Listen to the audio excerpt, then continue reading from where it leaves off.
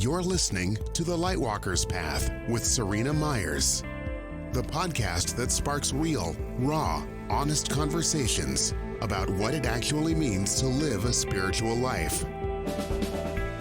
Serena is a sacred soul mentor who guides people to tap into their heart's truth so they can live their lives with purpose, on purpose.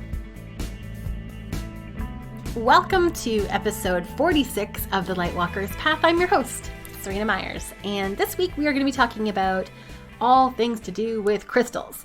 Now, if you are listening to this in a space where you are not otherwise distracted, like driving or doing the dishes, then I'm going to actually suggest that you go ahead and grab a little notebook and pen, because I am going to be rattling off some specific crystals that you might really like to explore working with and why I suggest them. And so I'd love for you to have that handy so that if there is a little nugget that you absolutely need to take with you, that you are ready, willing, and off you go. So if you don't know, crystals, gemstones, they are minerals from the earth, and they have some super powerful energies to them. Each one kind of has their own vibration and their own frequency, and they have been used by, generations of people in different ways, and leveraging the wisdom that is within the stone itself, as well as the energies. So people who are the type who are clairaudient, or who can speak to plants and animals and that type of thing because they're able to receive messages, they are probably the most likely to work with crystals because they're able to hear and understand the wisdom and the ways that the stone is requesting that you work with it. However, anyone who is open to feeling anything energetically can definitely benefit from this work. So you've gone to the crystal shop, you've brought home, a whole bunch of little goodies, whether they're raw stones or tumbled stones, and you're wondering, well, this is really great. These are the things that called out to me, but now what in the hell do I do? Here are a few different ways that you can start working with crystal energy. So the first one, and what I would actually recommend before you do any of this, would be to sit down and actually find out what the energetic properties are for the stones that you have on hand. And if you want to reverse engineer that before you even go to the store, you can think about the things that you want to call in and then which crystals are most aligned to those traits. There are so many books on this subject. The one that the author I would like to recommend to you that I have as like my own personal resource is Judy Hall. And she has put out so many different books, between crystal Bible books, where it's like an encyclopedia of each book or each stone and their categories and their properties. But she also has like crystal grid books and crystal prescriptions. Like basically she has everything you could possibly want to know about rocks. So Judy Hall is the resource that I'm going to recommend to you for that. Okay, so you know what your stones are good for. You've gone to the store, you've bought them, you've brought them home. Now what do you do? So the first and probably easiest thing that you could do would be to just sit with them in your meditation. So they can actually be something that you just have in your meditation room, or you can have something that you're actually physically holding on you, whether it's something like a palm stone that you're actually holding in your hand, or where maybe you're lying down and you're placing crystals on your chakras, or even just laying it on your third eye if you don't have someone to put them all on for you. But just being able to open yourself up, because you're in a state of receptivity when you're meditating, and then you're bringing in whatever the energy is of that particular stone into your meditation session. Now, in a similar way, you can also bring crystals into the bath. Now, I want to kind of like underline this here and say not all crystals. So some of them will be damaged by the water. Some of them will actually dissolve. And some of them are actually toxic, if you can believe it. Some of the really most powerful, beautiful stones are not very good for us to be taking in on a physical level. We want to work with them energetically only. But for the most part, you're able to bring crystals into the bath with you and literally just put them in. You will likely want to work with a tumbled stone rather than a raw stone, just because you are naked when you're in the bath, and tumbled stones are a lot gentler. But you can literally just pop them in with you. Now, this is particularly beautiful, I would say, in two situations. One is if you're working on anything to do with self-love, having some tumbled rose quartz in the tub can be the most incredible experience. And the second is if you're doing any kind of moon-related ritual baths, which I usually recommend for the new moon, having some moonstone in the tub can be really, really powerful. But again, Some of them are safe, some of them are not. So make sure you do your research, because this episode is not going to give you the lowdown on every single way that you can work with every single stone. But the bath is a really beautiful passive way to receive the energy, particularly because you're in a space where you're super open and relaxed anyway. If you have an altar that is dedicated to a particular purpose, you can bring in crystals that will be able to support that purpose as well. So you're getting to work with them energetically, but also visually, because they are a reminder of what they represent. One of my absolute favorite ways, and I consider this to be like the ninja of all ways to work with crystals, is to do it in your jewelry. So I started doing this when I worked in corporate. I would wear rings and necklaces and earrings of different stones that had different properties. And the thing that's really cool about this is that even traditional jewelers are working with these stones. So you can find something in like the most conservative, like, typical piece of jewelry that you would wear to, say, an office or a corporate environment. You can easily find that at the jeweler. It doesn't always have to be like on leather cords where it's a big raw piece and everything is all like hippy dippy or whatever. There really is a broad spectrum that is available in terms of products. I really do recommend, if possible, to be able to find artisans who know where the rocks come from, who are working with them intentionally. But the beautiful thing about this is that you can clear the energy of any of these. I'm going to talk about clearing techniques in just a second. So worst case scenario, if you buy it from a mass-produced like jeweler, because it is going to be something that you wear to the office, you can still clear the energy and kind of give it a bit of a factory reset. I really like to incorporate crystals in my decor. So I have like bookends that are made out of big agate slabs. I have a selenite lamp. I have even like bigger stones that can be used as paperweights. And what's really cool about that is if you do work in an office environment where things are a little bit more traditional, when you can find it in like funky decorative design pieces that you would have in just a regular office setting, you're now able to have this in your work environment, helping you to feel really supported and really chill, and not have it be like this woo calling card that everybody has to know about. And on that note, I'm going to leave you with this last one, and that is actually tucking your stones. So again, I recommend this more with a tumbled stone rather than a raw one, but I have tucked little stones in my bra, in my pockets, anywhere on my person really, because then you're able to hold that energy physically really, really close to you and really just feel its support. So this is particularly great when it's something that you need deep support in, but that you can't be really overt about. So if you're going into a salary negotiation, or if you are, I've known people who've used them in court battles when they were fighting for custody. So these kinds of rigid situations that you don't really want to appear, super vulnerable maybe, but you still want to be able to invite in these supports. And so tucking crystals, particularly tumbled little stones, is probably the easiest way to do it. Now, the reason I suggest tumbled versus rough, it's probably super obvious, but I have been scratched and reacted to some black tourmaline in my bra in the past, as an example, and it's just uncomfortable and it doesn't need to be. Okay, so those are just a few different ways, and of course there's so many more, but just a couple of ways to get you going for how you can start working with crystal energy.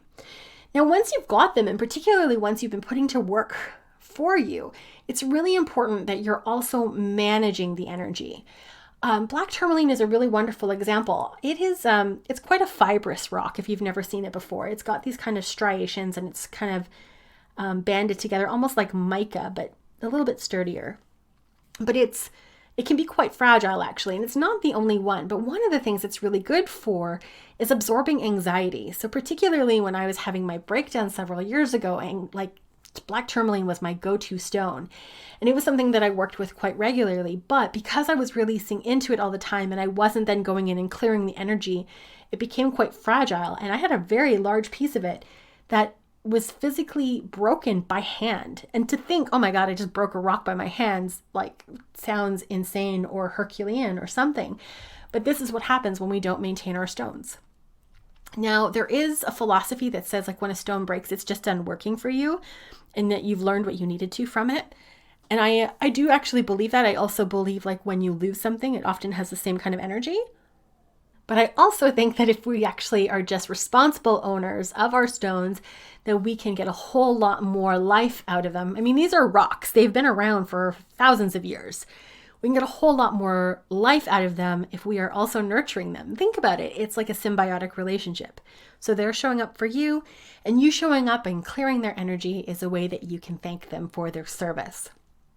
So much in the way that how we work with stones is not going to be the same for all stones, because certain things can work for for some stones, but not others.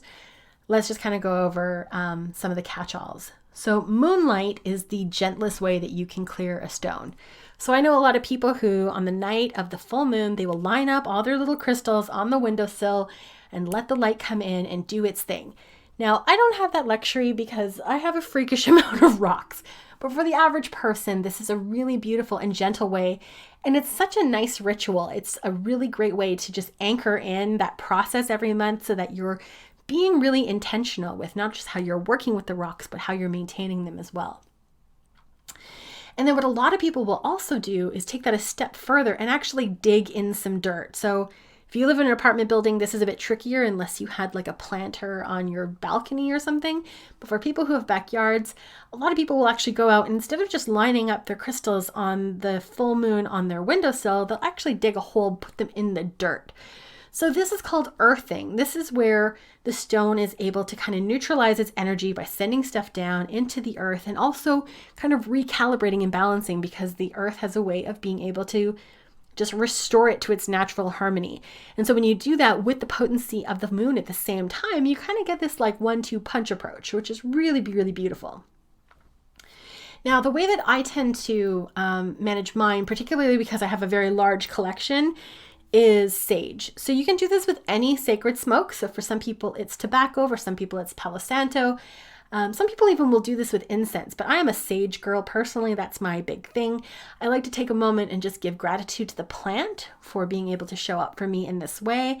And then I will burn it and I'll actually waft my crystals through it one at a time, or I'll pull out my big fan. I have a fan that's made from a crow wing, and I will waft the smoke over top of the entire collection all at once. So it's a really great way of being able to quickly clear the energies of a whole lot of stones, or big stones as well, because some stones are not exactly the easiest to just pick up and put on a windowsill. So having a portable way and something that is really fluid like smoke to be able to come through and clear the energy is really, really powerful. Now, this is a super interesting thing.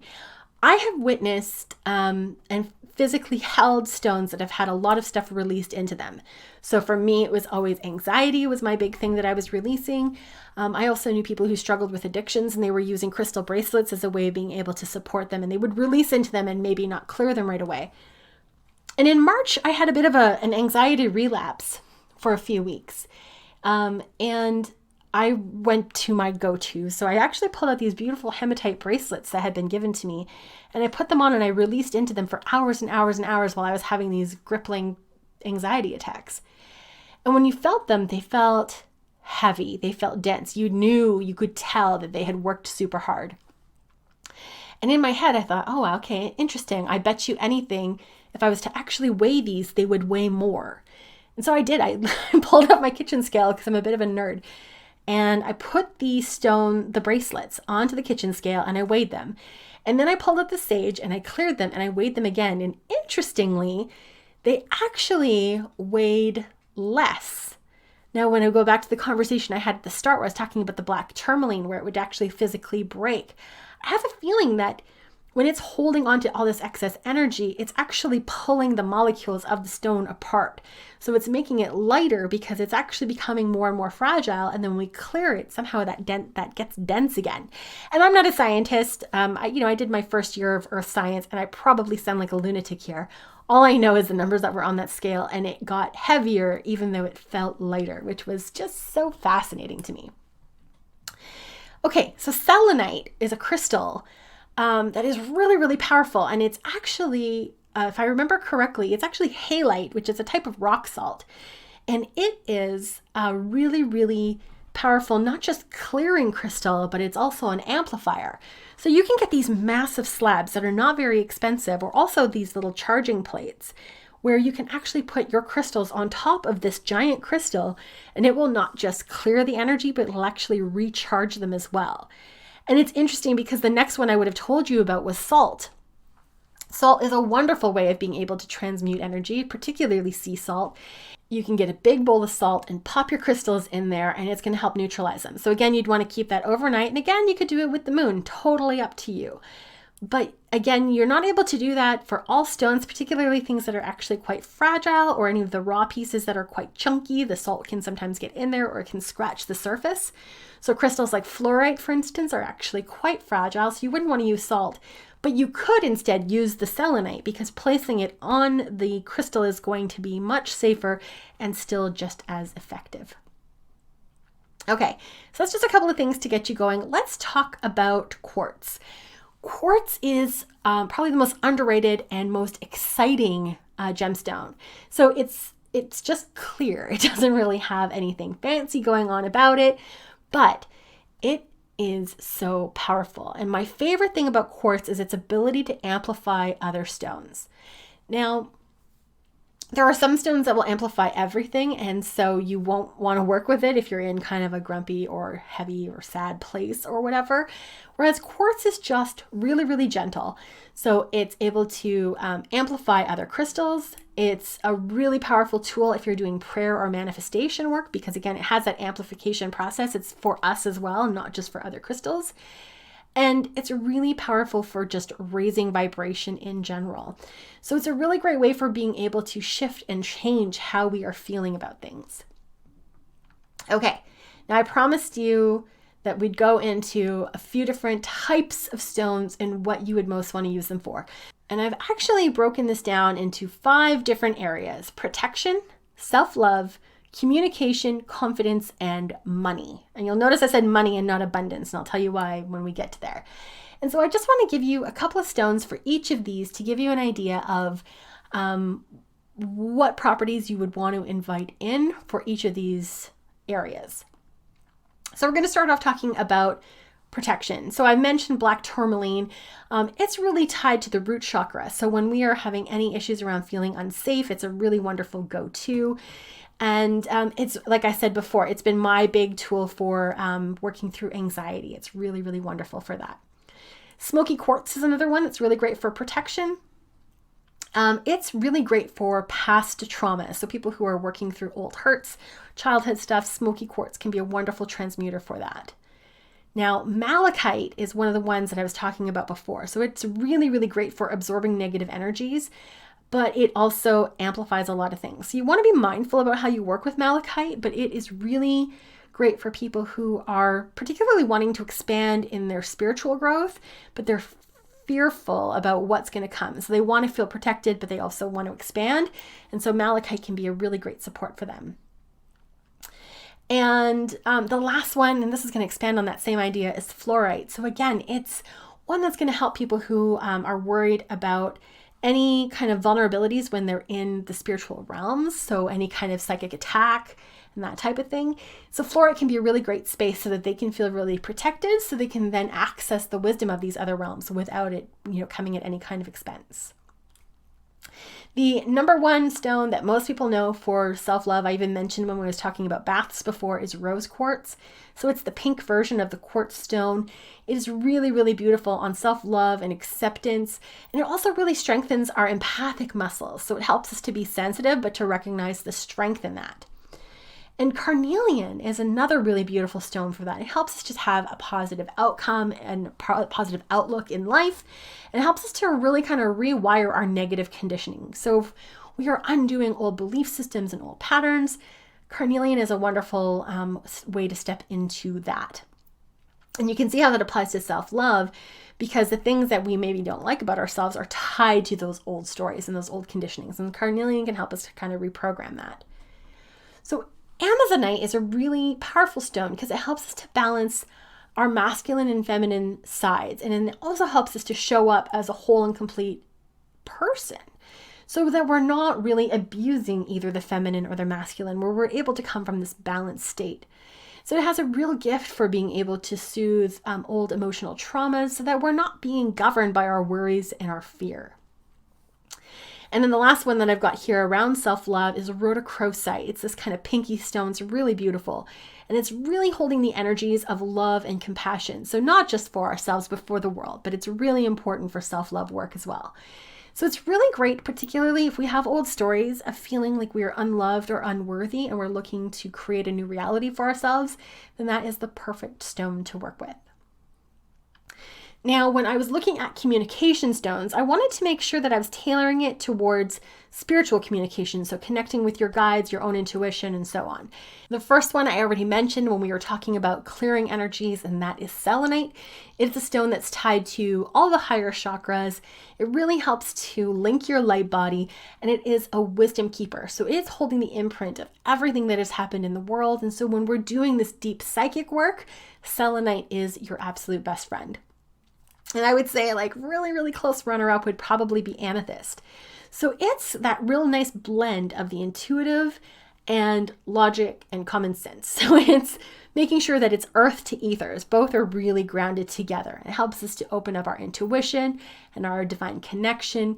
And it can actually also support us if we wanted to explore realms of dream work or astral travel. But it's that real practical and still spiritual stone all kind of rolled into one.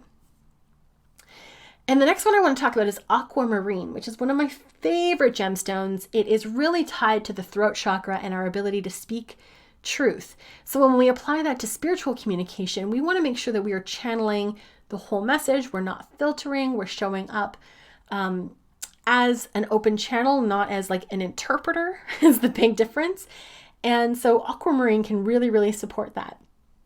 It's also really great for people who are quite sensitive and having a hard time articulating their needs. So it can really, really nourish that within ourselves too. So that's kind of just an added bonus. Celestite is a beautiful stone that will help you connect with the angels and the celestial realms. So if you're working with those higher energies, so angels and ascended masters, celestite can be a beautiful stone to be able to help you tap in. It also helps us to build that trust muscle so that we're not just receiving this divine infinite wisdom, but we're able to trust the connection that we have to it and trust the messages that are coming through. Okay, deep breath. I'm kind of machine gunning these at you here. I'm sorry. I do want to be mindful of the time, but we got 4 more stones that are for confidence. So the first one is tiger's eye, which is not just a protective stone, but also brings out our own integrity. And it helps us to resolve those kind of inner conflicts when we, aren't really showing up fully aligned. Tiger's eye is a loving way to call ourselves out for that. Hematite is a great stone for helping us to feel really grounded and really composed. And so it can kind of power up our self-esteem. Lapis lazuli is a really, really beautiful stone because it teaches us to just take life by the horns. It's really about taking charge and creating your own destiny. And it reveals our inner truth and it amplifies our self-awareness. So once we know better, we can do better. And lapis really helps unlock that. And then the last one, oh man, I love this stone, is citrine. And citrine, it's going to come up again in the next section, but it is so juicy. It's tied to the solar plexus, which is our personal power center. So if you are lacking courage, you need a confidence boost, citrine is a really, really beautiful stone to work with. And it's one that's pretty readily accessible in jewelry.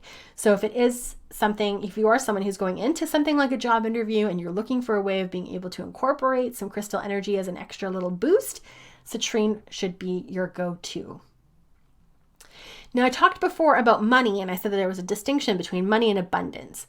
When we set the intention for abundance because we're uncomfortable with the word money, the universe is very literal. So when we call in abundance, we're just calling in a lot. It could be a lot of connections. It could be a lot of opportunities. It could be a lot of wasted time. Honestly, it could be a lot of anything. Whereas when we can get comfortable with the term money and we don't need any euphemisms for it, then it gets a lot easier for the universe to hand some over. So, like I said, citrine is a number 1 here for money. It helps us to manifest and attract wealth and success. And it's kind of a good luck stone in general. So it just brings a lot of good stuff our way. But if you're an entrepreneur, it's also really tied to creativity. So that gets us to be a little bit more creative and a little bit more innovative in how we are able to bring in cash. Moonstone is a beautiful stone working for money, which sounds a little bit weird because wouldn't it be for moon stuff? And yes, that too. However, it really taps into the divine feminine, which is again that creative aspect, that receptive aspect of ourselves, where we're able to access divine downloads and then turn them into opportunities. Pyrite, which is also known as fool's gold, is a beautiful stone for entrepreneurs. It helps to block inertia, it taps into new money-making ideas, and it really busts imposter syndrome. I cannot recommend pyrite enough. So this is more the stone that's about making money rather than just manifesting it. And then lastly, we have done so many of these. Lastly, we've got aventurine. So aventurine is this beautiful and protective stone that's tied with prosperity. So it's about bringing the money in, but also keeping it. So keeping our money safe and helping us to be smarter about how we use our money.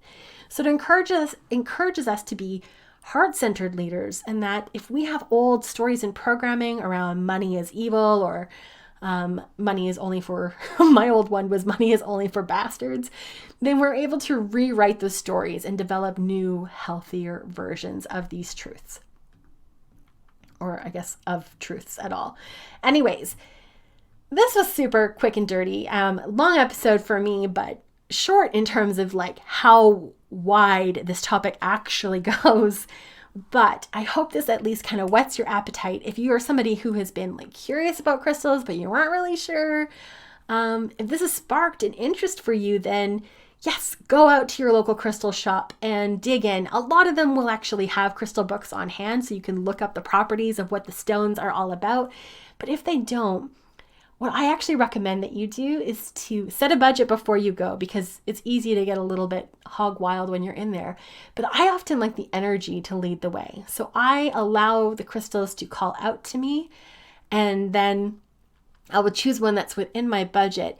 And then I like to take it home and then read about it, which sounds like a bit of a backwards approach, but it's almost like using the crystal as an oracle. So I know that I'm being drawn to such and such a stone. I take it home, I do my homework, and then I find out, oh, right, well, yes, these are the things that I'm working on in my life right now, and this happens to support that. And I always say the body always knows and the energy never lies. So when you can do that, you actually get to learn a whole lot about yourself just by being open to the process. Okay, that was a ton of information. I hope I didn't blow your mind. If you want to talk about crystals and gems or energy or any of these things, honestly, please join my community, the Lightwalkers Path, same name as this podcast. It's a Facebook group, and we're all about having honest conversations about what it means to be a spiritual person, living a spiritual life in this particular time, and I would absolutely love to have you be part of the conversation. We'll see you again next week.